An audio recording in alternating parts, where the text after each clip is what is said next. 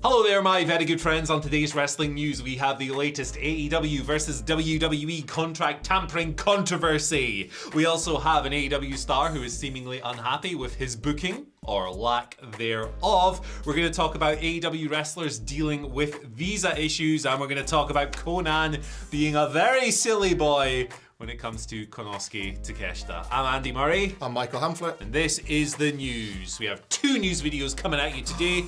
This one's AEW focused. The second one is a little bit more WWE focused. You can check that one out afternoon sometime. You'll see it when it drops. We're going to talk about Jay White, going to talk about Mercedes Moné, all kinds of stuff. But first of all, let's talk about Tony Khan. He has done an interview with there he is. That was the exact face he was making during this interview. Maybe when Fulham did they win at the weekend?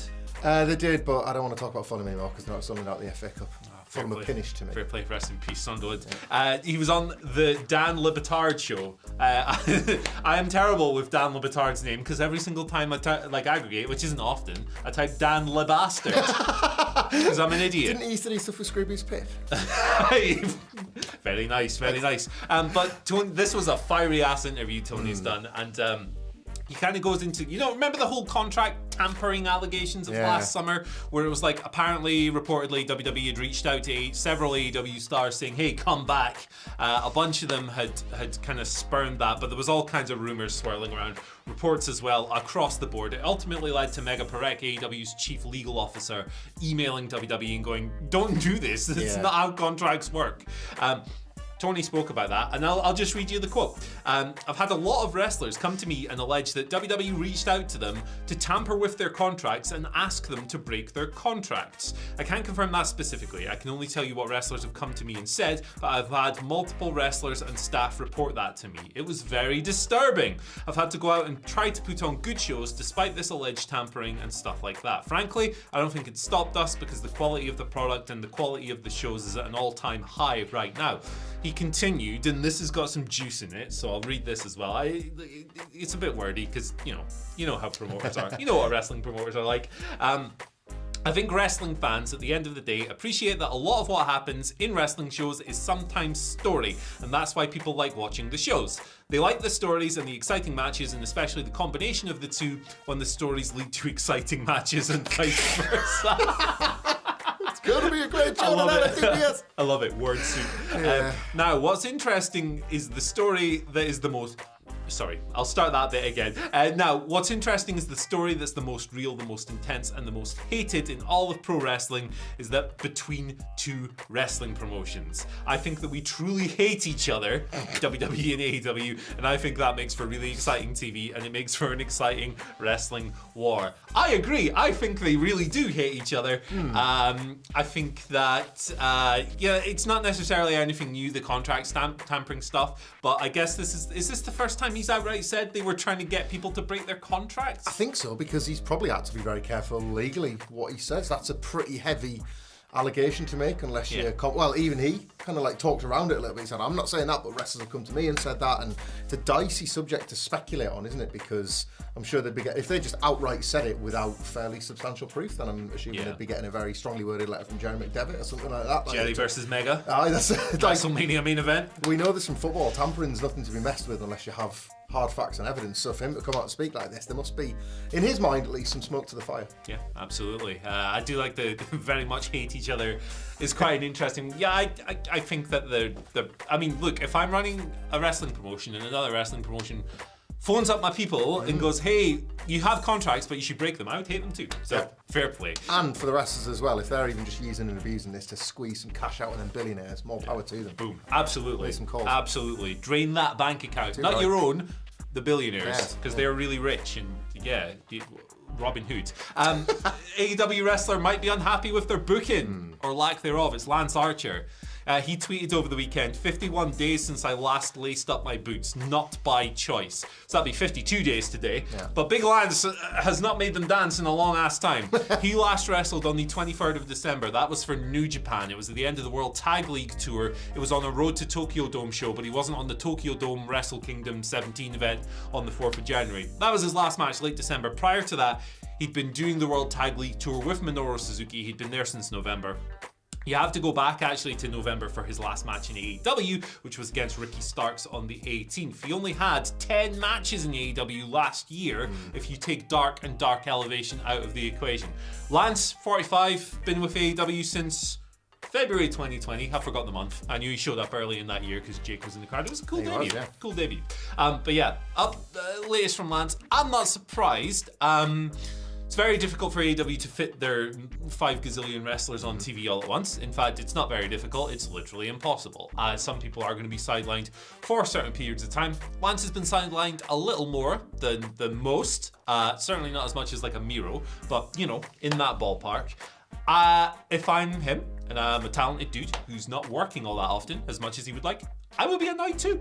Yeah, it's not been the first time, the way that AEW cycles its wrestlers in and out, it's not been the first time we've had this specific complaint from a wrestler. They come in, they get a big contract, they often get a big debut and a big launch, but it's then what follows after that probably leaves them feeling frustrated because they've seen the face of God in the first month, and then after that they've just been sidelined.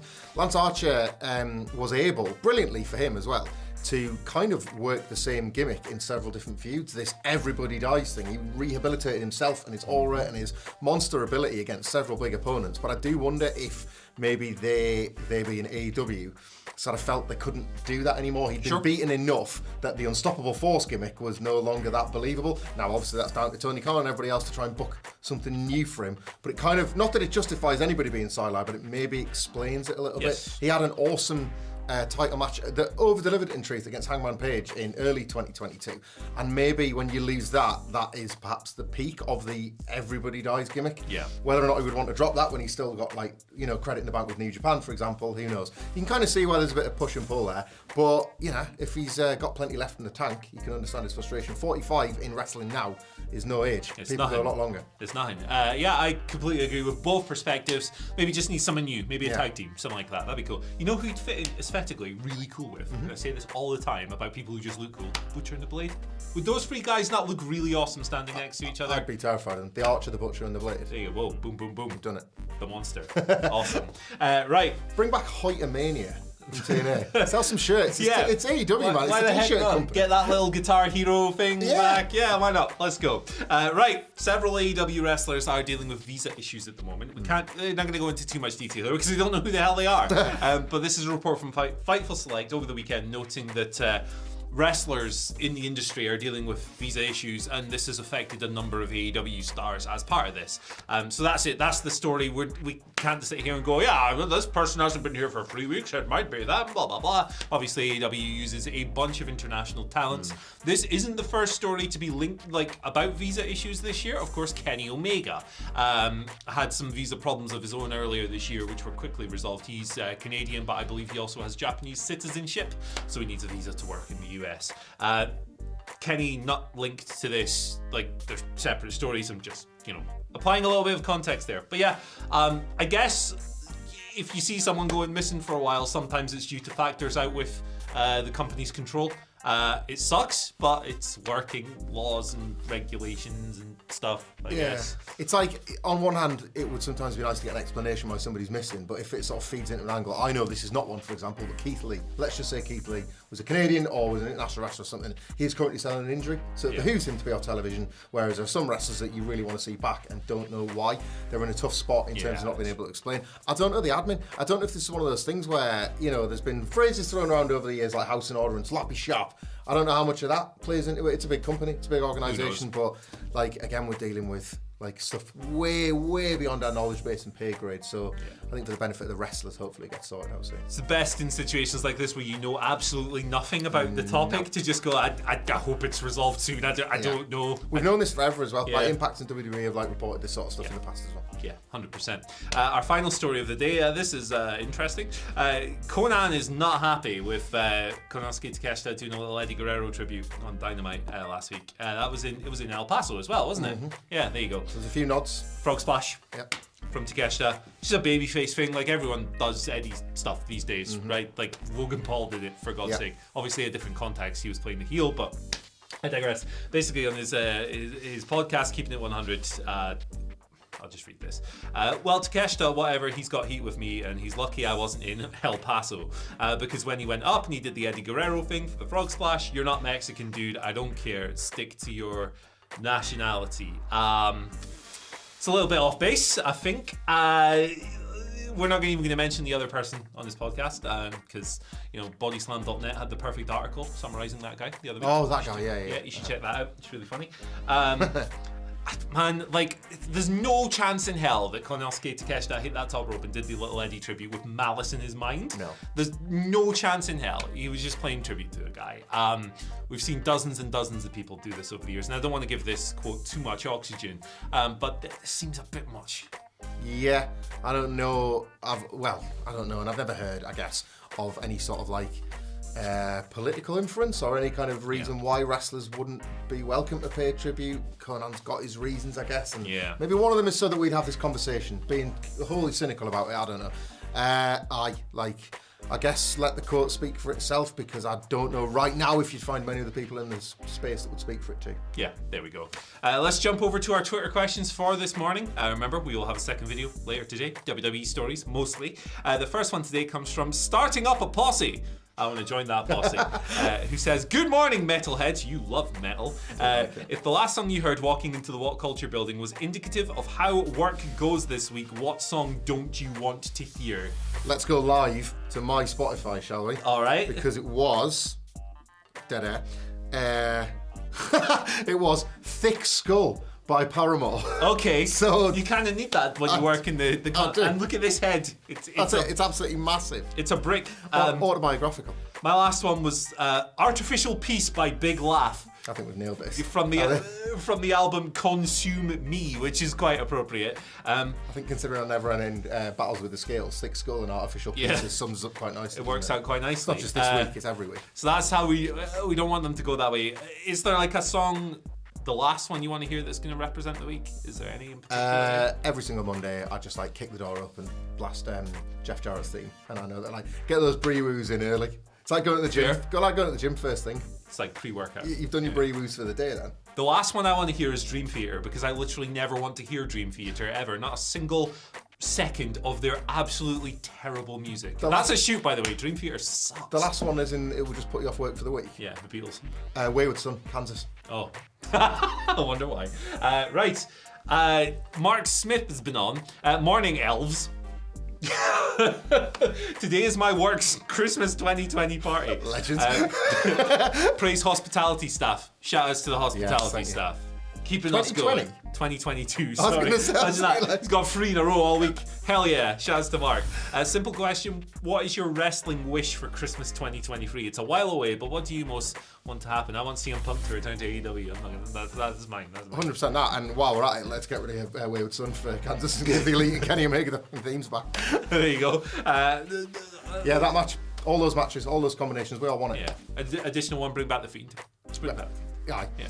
I mean, if he's kind of already back. Put him with the puppets that were sat watching Uncle Howdy do his elbow in the pitch black match. What if the Fiend is the next one and he does a shooting star press? More Bray Wyatt drinks sponsorship related matches so we get more stuff like this. Absolutely. The Bray Wyatt Vanilla Diet Coke Zero Burger King vending machine match. Who's he facing? A medical themed Uncle Howdy called Dr. Popper, and then we can get some cherry Dr. Pepper, because it's not as easy to lay hands on in the UK. Thank you, Jeff Raidmaker. Oh, jeez. And now for us. Right. Rico Red's last question of the video. What if Roman goes incognito after WrestleMania 39? Everyone gets their revenge on the Usos for Roman's sins, but it's taken too far. Roman returns at SummerSlam not to reform the bloodline, but to save his family, turning him face. Ooh. You like that? You think that works? I don't mind it, I love any version of the bloodline crumbling. I think that's part of the WrestleMania story this year with Roman and the Usos and everything we've seen. They've done the work, so they should reap the rewards. And fantasy booking like that is one of those. There's tons of ways that this can go. As after WrestleMania, when we assume Roman loses the title, the Empire's fallen, all of that sort of stuff. Don't hate that. Yeah, me neither. I think it's good stuff. The idea that they can finally have Roman as the babyface they always wanted because they've done the heel stuff first, it's quite interesting as well. There's a certain catharsis to that. And you can it would open all kinds of interesting conversations on booking over the years as well, with regards to the old guy who sucks and the new guy who is good. So it's interesting stuff. Yeah. Awesome. I guess for today's finally, the Super Bowl happened yesterday, and this guy's been walking around with titles. Shout outs to the title guy. You hear who won? My guys, the Baltimore Bastards. Was it really? Yeah. I thought it was the Colts. No, it was the On Baltimore. the Wilborn chest, they're like, go Colts. They beat the Kansas City Chickens in the Kansas final. City Wayward Yeah, Sons. it was absolutely wonderful. Always root for Baltimore, man. There you go. Big fan. Yeah, trapped under ice. Bodymore itself. End it. Jive bomb. Shout outs. End this. You like all those bands? I love them. Big fan. Big fan. Right, thanks for joining us on this weird video. You can follow us on Twitter at WhatCulture WWE. We'll be back in the afternoon. I've said that 3 times now. You can't forget brother and sisters and second video. Hi. Yeah, what's your thing? At Michael Hamflet. Yeah, you follow me at Andy H. Murray. The H stands for Hoop 18. Star Hoop First Contact. Bye.